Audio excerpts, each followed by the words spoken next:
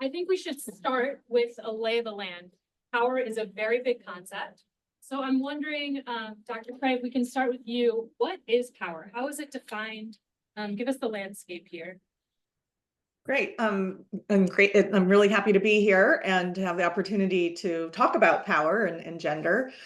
Power, as you may know, is an interdisciplinary concept that has long been of interest to social scientists.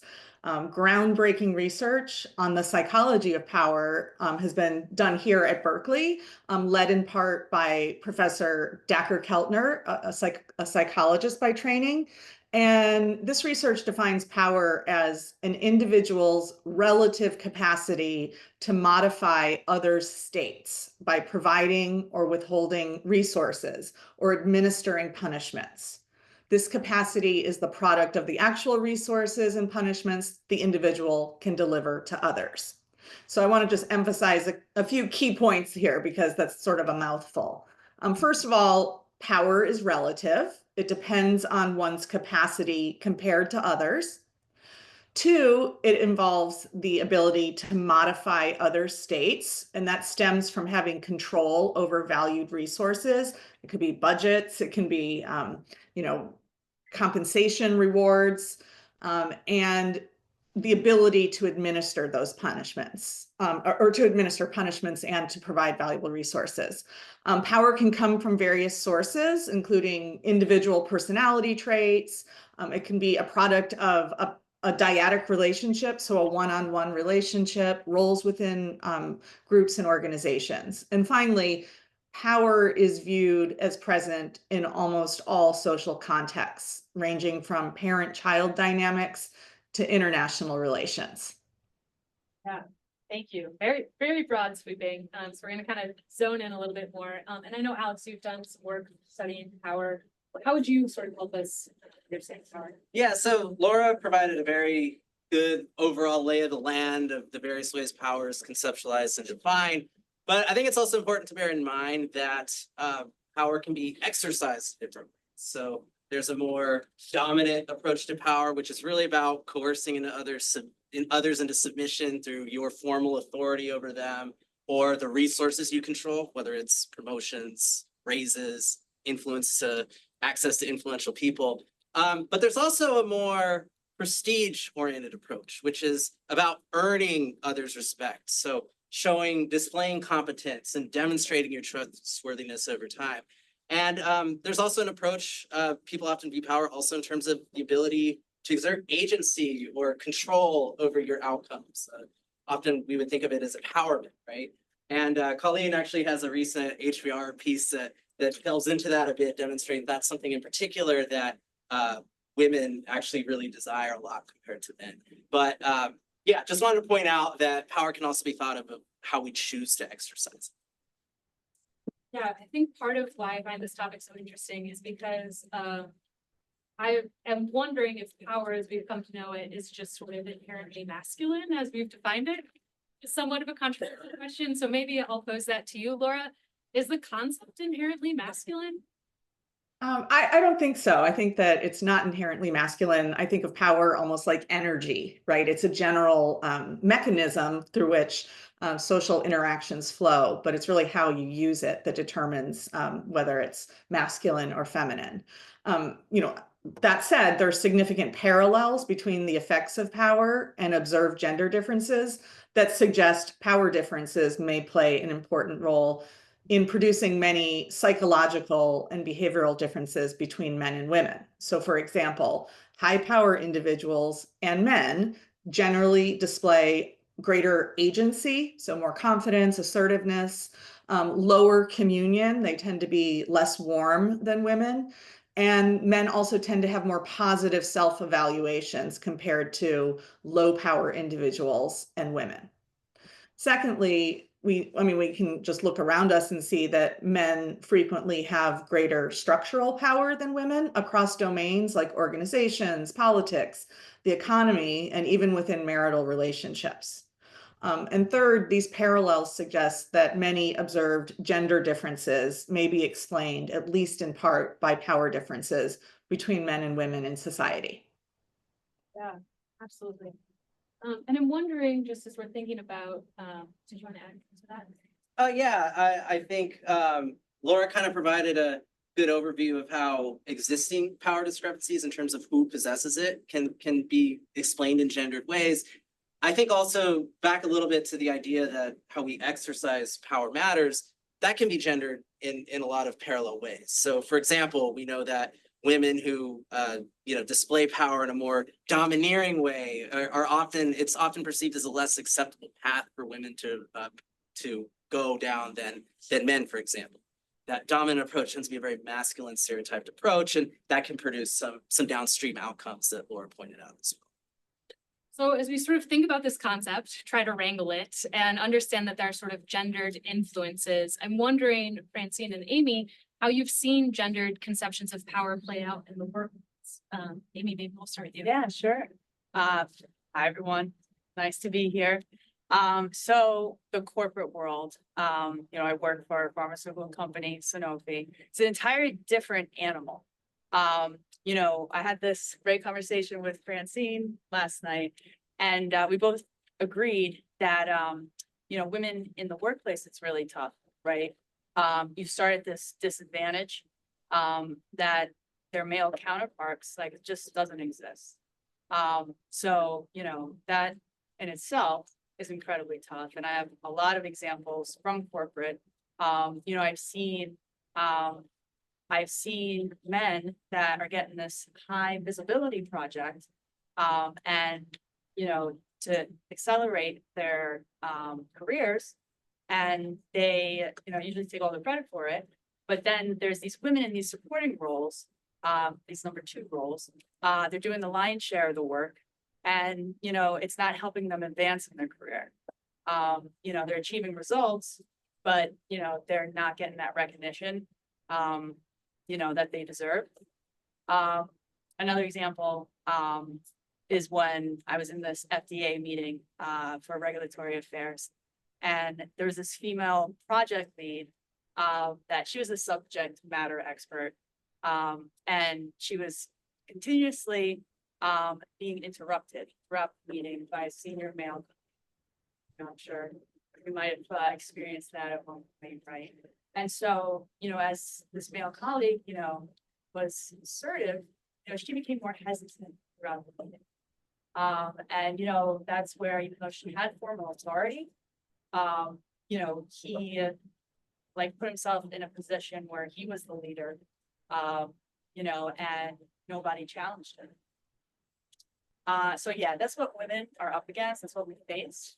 And, especially harder for underrepresented groups, right? LGBTQ+, women of color. That's where it's like you have race, identity, gender, all these different biases that are overlapping. So, and it makes it hard for women to be respected and valued in the workplace. And as we talked yesterday, yes, I've seen it, as an executive in, 3 global companies, 3 very well-known global companies. I've been at the table, I've sat in the room, so I've had the discussions. And at the end of the day, what it comes down to is that, I've seen examples, where you have these huge initiatives that the organization is pushing out, and they'll name a particular individual, and he happens to be, say, a male. And we talked about that yesterday. And all of the resources, this person is inevitably set up to succeed. So all the capital expenditures, all the resources, all the things that they need to have are positioned for them. And even around the room and the table when the door is closed, it's, well, who's going to support John? Just making that name up. But who's going to support him? Oh, I'm going to do that. Oh, I can do this. I can do this. So it's like a, it's a frenzy almost at times to ensure that this person succeeds. Okay, because that's the name of the game, is success. I see a lot of heads nodding here because many of you have had those experiences, or you've been in the room, or you've been outside the door somewhere where you've heard it, right? And at the end of the day, that same opportunity may come about. And then it's like, well, okay, Francine, yeah, she could do this. She could do this big job. So let's see how she does. Okay, so there's no talk about here the resources, who's going to support, who's going to do that. So what I say is that at the end of the day, how do you remedy that? Because my work focuses on not just saying what happens, but how do you remedy that, right? So for those of us that are in the role, right? Those of us that are in those key decision-making opportunities, I know many of you are leaders that sit at those tables. It's the responsibility to raise your hand when you don't see it happening, when you don't see the resources being garnered, when you don't see the capital being put forth, to say, wait a minute, how do we ensure that Francine is successful in this role or this new project that she's going to take? Who's going to provide the guardrails? You guys have heard these terms, right? There's a lot of vernacular, a lot of sayings that go around, but who's going to provide the guardrails? Who's going to provide the support? Who's going to be the person that's going to advocate? Oh, P.S., by the way, how are we going to ensure that she succeeds? Okay, that's the name of the game. So you have to have that conscious awareness in the room to be able to ask those pointed questions to ensure that those resources, or at least the consciousness of the group that's making the decision, has the awareness to say, this is what needs to occur. So yeah, it happens all the time. It's organizational dynamics. It's the way business gets done, right? Because things have to happen. Yeah. But how they get done and who's responsible for them and who's going to own it and who's going to shepherd it along is very, very important. And sometimes that's missed a lot when you think about that gender divide, as we talked about. Yeah, thanks for bringing up leadership, because one part of the genesis of this panel was realizing that there are all these empowerment efforts that were contributing to making women more like male leaders. And we thought, there might be something wrong with that, and we want to look into it. And so I'm wondering, Laura, if you can give us a little bit of the literature on how power and leadership are related. How can we think about those two things together? Sure. Yeah. To answer this, I'm going to go back 500 years. Okay.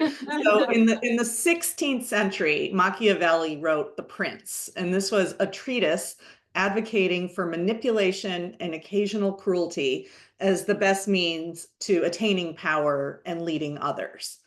This book made famous the phrase, "It is much safer to be feared than loved." Almost 500 years later, another book came out called The 48 Laws of Power by Robert Greene. And this book would have made Machiavelli's chest swell with pride. Greene's book, which is bedside reading of foreign policy analysts and hip hop stars alike, is pure Machiavelli. And among, several of these laws I wanted to share with you. So he says, law number 3, conceal your intentions.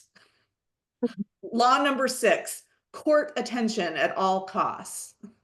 Law number 12, use selective honesty and generosity to disarm your victims. Law number 15, crush your enemy totally. And law number 18, keep others in suspended terror. Okay, you get the picture.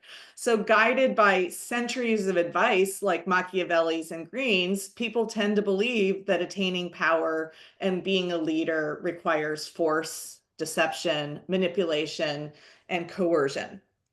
Indeed, we might even assume that society needs leaders who are willing and able to use power this way.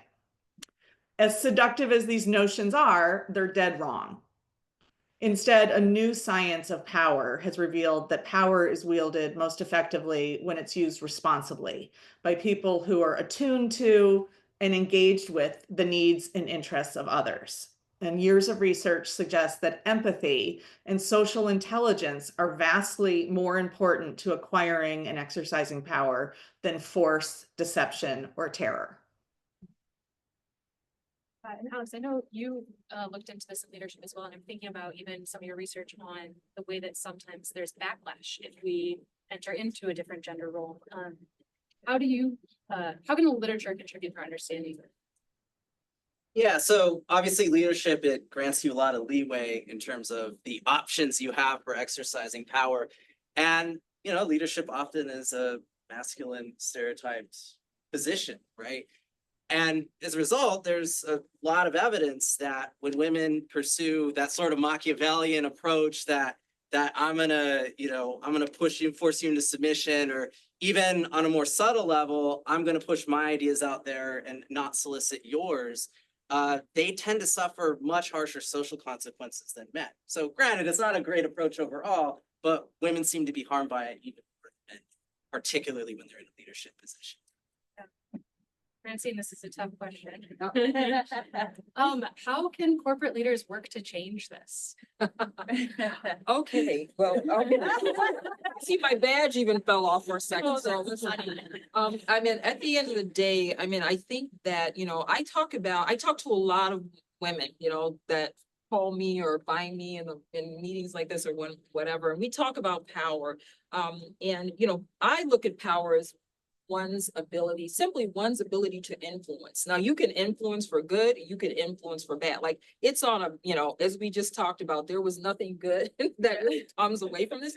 But I talk about it in terms of you truly understanding as an individual in your organization, how things work in your company, right? So how does the culture work? How do things get done? How do people make decisions, and who are making the decisions, right? And you really being very fluent in that and knowing that, because if you're in an organization by which, as you mentioned, that it's very like power is wielded and it's very like, here's how you do it or you don't do it, you need to be aware of that, right? You need to be aware that may not be your style, that may not be your approach, and that may not be how you choose to get things done. But you do need to have a cultural awareness. You need to understand, and I talk about this in my book, and I know it sounds kind of crazy a little bit at times, but it makes sense because I ask people, do you understand how the game works here? Okay, do you understand how it works? And when I talk about that, I'm really saying, do you understand how the work gets done? Who's in positions that make things happen? Who are people that you need to know to be able to help you achieve your goal, things of that nature? So as bad as, you know, knowing the person who has the power that doesn't exercise it extremely well, it's important that you know who that person is. It's just as important as you know who does it very well, who's engaging, who's, you know, all of those things, because the name of the game is how do you understand how it works so it can be successful for you. I cannot tell you how many individuals I've talked to or worked in companies where they're trying to figure out why they didn't get the promotion, right? And they say, oh my gosh, it's been 5 years now, it's been 6 years and I didn't get the job I wanted. I've been working hard, I did everything, I excelled in the numbers. And I say, you know what, let's talk about some of the other things. Let's talk about those implicit skills that you need to master in order to be successful in this organization, because it's anything but about your performance. Your performance is a given. So what do you do? What are you doing beyond your performance to get the work that you need to get done? And you need to understand how it works in your organization. Amy.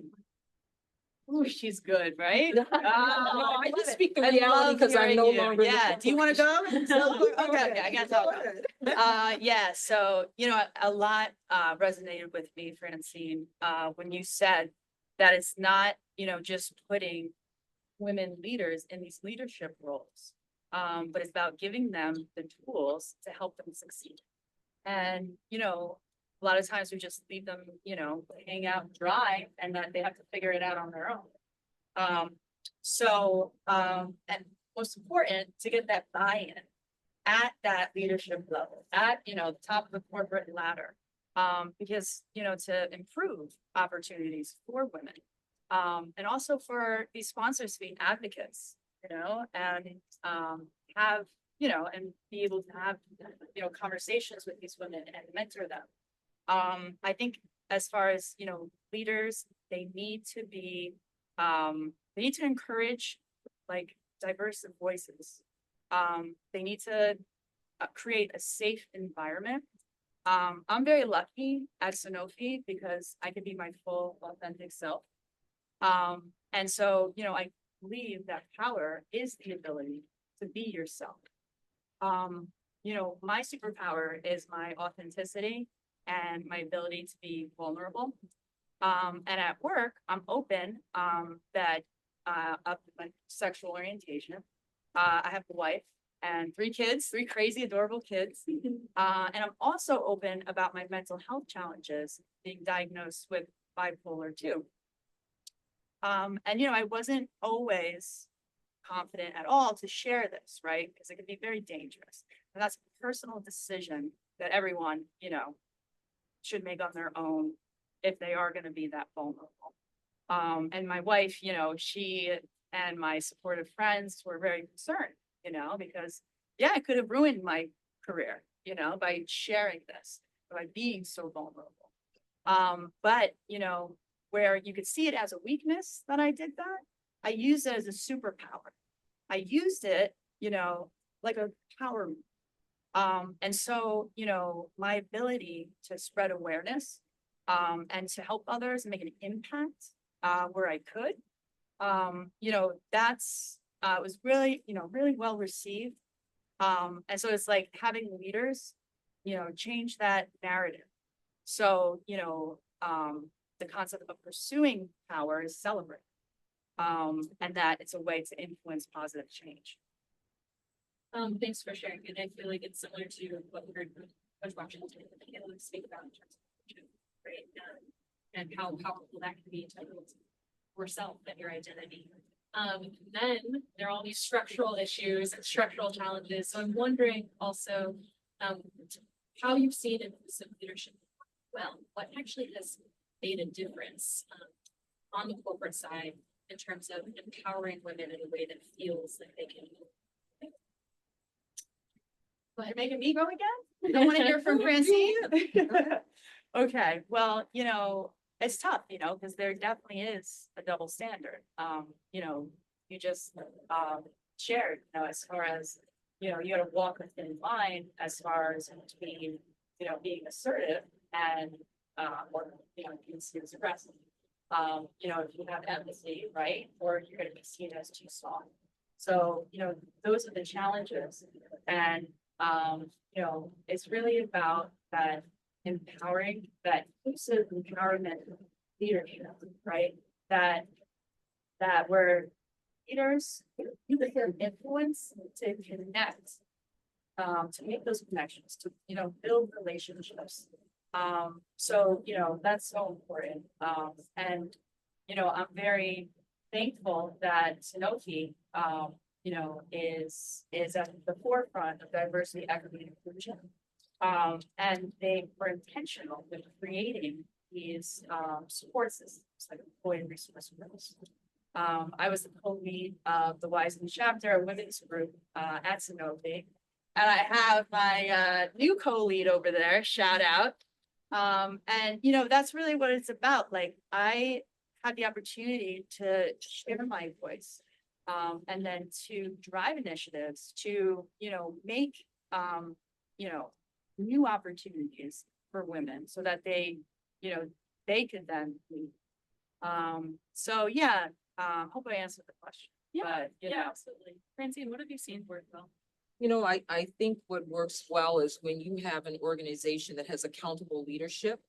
And also they're accountable individuals as well. So I'm just as accountable for my career, but I'm also holding my organization accountable. And so at the end of the day, I've seen that work when a leader will say, you know, I don't have all the answers. I don't know how this necessarily works, but here's what I'm able to do. And I'm able to say, okay, well, you don't know, but let me share with you what I know. And let's figure out how we can create that partnership. And I think, you know, a lot of times, you know, sometimes we're waiting for someone to reach out, and sometimes you have to reach out, right? And that reach out starts from a point of being inquisitive, right? So tell me how it works here. Tell me, I'm seeking to do this particular role. Is this a possibility? And if it's not a possibility, let's have that conversation. But if it is a possibility, how do we get there? And can you be transparent with me in terms of that? Like, be honest with me. If it's not going to work, let me know. So we're not having a conversation where you're having to say, no, I don't know, it didn't really work out, Francine. And I'm having a conversation saying, but why didn't you tell me, right?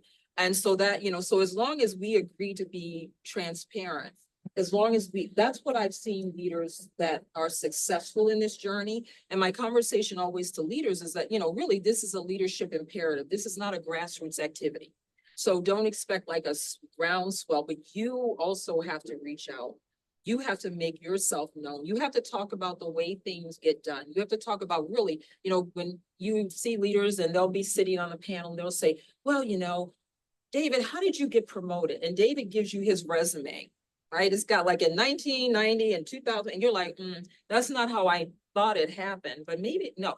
He's not really telling you, or she's not necessarily telling you, how did they really get promoted? Like, this stuff doesn't happen by like someone tapped you on the shoulder and they decided to pull you along.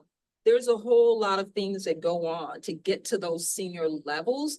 And, you know, whether it's having that strategic network, whether it's having the right organizational advocacy, whether it's having the right story, and I'm talking about the professional story, not my resume is, and I did this in 1995 or whatever, but really, how did you get to where you are? I think a lot of times we don't have those conversations with leaders to dig into that. Maybe it's my journalism background, but it's like to really dig into why and how you got to where you got to. And then the leader being open to say, this is how it worked. And this is how it worked now, and this is how I believe it needs to work now. So I think a level of transparency is key to individuals seeing how they can progress. And I say that especially for women. I'm like, if you don't get it, ask for it, because at least you can make the decision if the organization isn't working for you and you let the organization know what you want and it isn't working for you, then you have a decision to make. Don't let the organization make a decision for you. Make a decision for yourself, or at least jointly make a decision that something else needs to change. Yeah, very helpful. It's interesting to think about transparency, advocacy, and power as sort of one avenue to influence. But something that I'm thinking about is, and that we learned in our surveys, that women are actually really uncomfortable talking about power in general. So if any of you are feeling uncomfortable with the fact that we have a panel on this, that's okay, you don't have to raise your hand. But there are other avenues to influence, and one of those is status. And I thought it would be interesting to talk a little bit about the literature, Laura, if you could kick us off on how status relates to power and how that might be influential in the workplace. Sure, happy to do so. So I want to compare power and status first of all. So remember, I define power as, you know, involving the ability to control resources, the ability to provide rewards and punishments to others. And so we can contrast that definition with how we define status, which is really the extent to which an individual or group is respected or admired by others, right? And key points about this definition include, you know, it's based on respect and admiration accorded by others. It's more subjective than power. It exists in the perceptions of other people. In organizations, status often forms around judgments of expertise and competence. And status hierarchies only change when people's respect for others changes.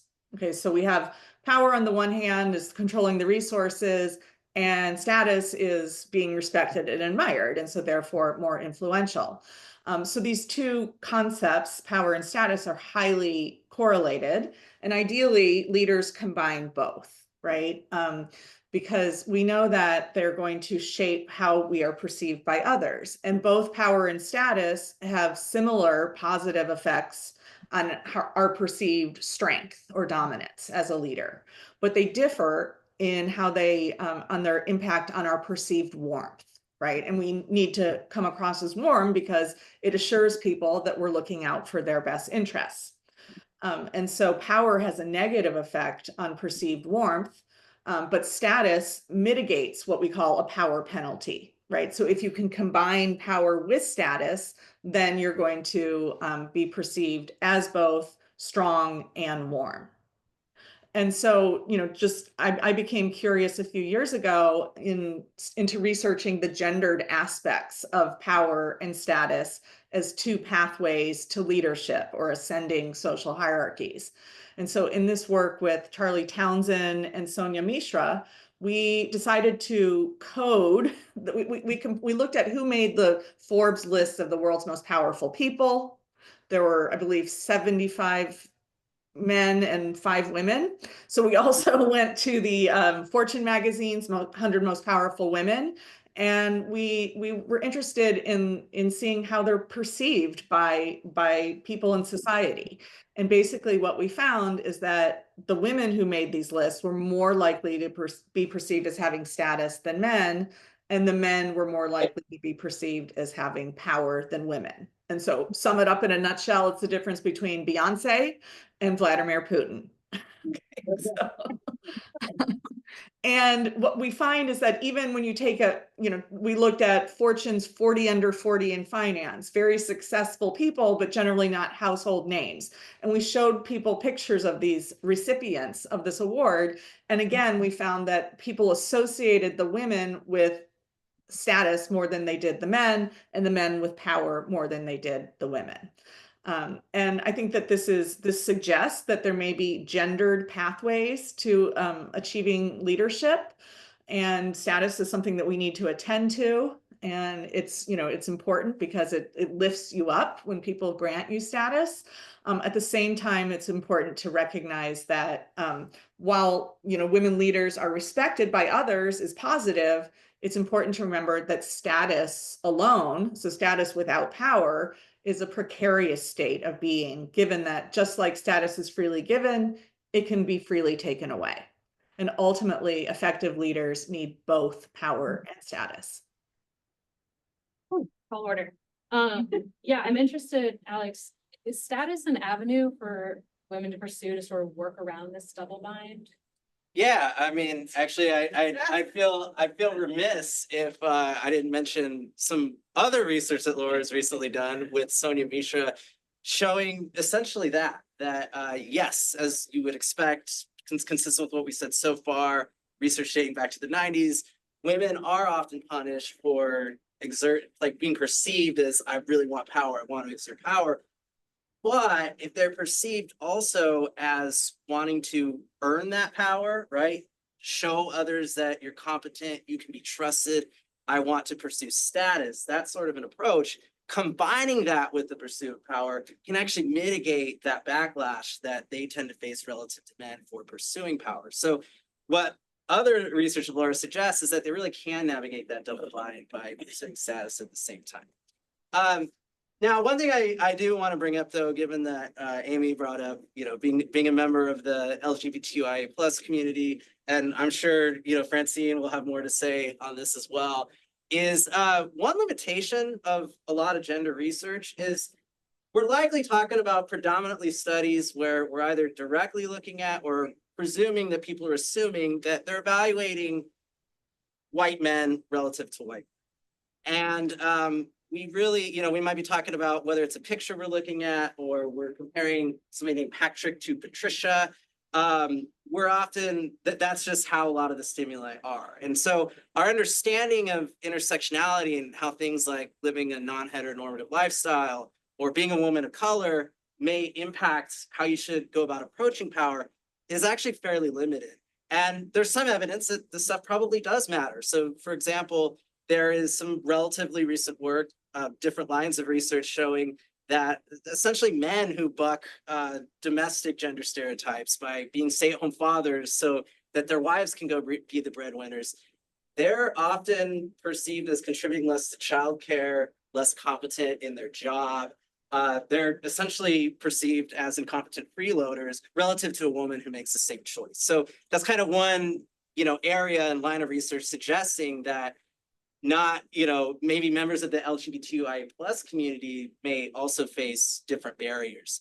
And related to women of color, there's really some mixed findings that we don't know what to make a lot of sense of. So there's one very famous study showing that Black women who exhibit dominance are able to get away with it more than white women. But then at the same time, there's also a lot of work showing a well-known stereotype of women as being angry, Black women in particular as being angry. And they can engage in the same assertive behavior, but be perceived as angry for doing so and experience backlash. So it's unclear what that means in terms of what that line Black women may have to walk relative to white women of pursuing power in a particular way. So I just wanted to note that. I thought I'd be remiss if I didn't note that. And fortunately, we have two great panelists here who can speak from their own personal experience on some of those issues, because research just doesn't have a lot to say about it right now. Yeah, I'll get out of the way. I would love to hear. Yeah. So fascinating.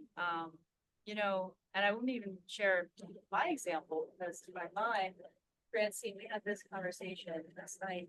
And you share that, there's a colleague that was a man, and transitioned into being a woman. And, the workplace does not know what to do with that at all.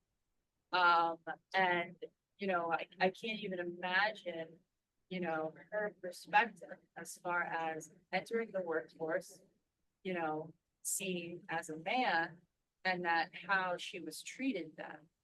And now, you know, being seen as a woman and how she is being treated now.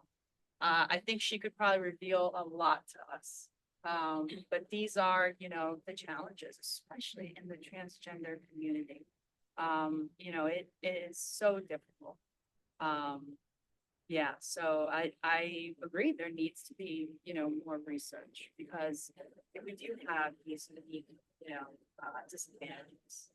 And, you know, it's important for, you know, us to see these leaders that have these, like, you know, reflect different identities. So that, you know, it's, you know, people like me, and, you know, if I see someone that, you know, is part of the LGBTQ plus community, you know, I'm encouraged, I have hope, you know, that I could also be a leader. Yeah, so anyway, those are just my initial thoughts, but it's fascinating, yeah. Yeah, thanks for sharing. And Yeah. thinking about empowerment efforts as owning your own power, pursuing excellence in terms of what that means for you and your skill set. I'm wondering, Francine, yeah, how can we do that? In a Yeah. way that. That's yeah. a tall order. I mean, I think that, we talk a lot. You know, I have this thing when we talk about the word empowerment, and we talk about the definition of empowerment and the definition of power. Two different things, right? So I can believe, I talk about this sometimes, and I say, I can feel very empowered in myself and have no power in my organization. Okay, that's the reality, right? What happens is that, you know, we tend to sometimes blend that together. You know, I go to women's empowerment conferences, you know, I never go to a women's power conference, okay? But I go to a lot of empowerment conferences, right? So whatever that means, but at the end of the day, I mean, I'm a strong proponent of exactly what you talked about in terms of there's not enough research. So I'm glad that you brought this up as, you know, in the academic world, because when I look at, you know, there's a difference between, as we know, between sponsored research and academic research, right? So a lot of sponsored research is out there, very little academic research. So a part of some of the work that I do with my team is that we go in and we do quantitative analysis, and companies will bring us in for certain issues and things they want to manage. When they bring us in and they say, well, what does the research say about, you know, Black women in the workplace? Or what do they say about Asian women in the workplace? Latina, you know, I have very little to go on. Right? So I'm going on sponsored research, not academic research. So that's why I'm hopeful about the work that's being done here at Rutgers University. I hope to see more, because I fundamentally believe until we disaggregate the data and we talk about it in that context versus just grouping all women. Well, all women feel this way. No, we don't. Okay, I gotta tell you that as a Black woman that sits here, no, my sister that's Asian over here, we got some perspectives that are a lot alike, but we have some differences and some nuances, if nothing else, but based on our history and how we were raised. But the organizations don't want to recognize that because it's easy to group us all together, right? So we got to have those type of conversations and lead that with data, with information, and with insight. So a lot of work still to be done, because it's complicated. You know, it's a messy kind of thing to have. And sometimes organizations don't want to dig into that. I'll call it that basket. Okay, I'll say they don't want to dig into that basket of and pull it apart and say that it, you know, that yes, this is the way it shows up. As a Black woman, when I raise my voice, I'm not angry, you know? So those are the things that happen. So we've got more work to do, but I'm hopeful that we are continuing. I'm glad to see that there are individuals in this room that are interested in thinking through that and going back to their organizations and having such conversations, because we've got to pull it apart. We have to make the progress. Yeah, absolutely. The line that comes to mind for me is that women need the ability not just to fulfill expectations, but then set new expectations. Absolutely.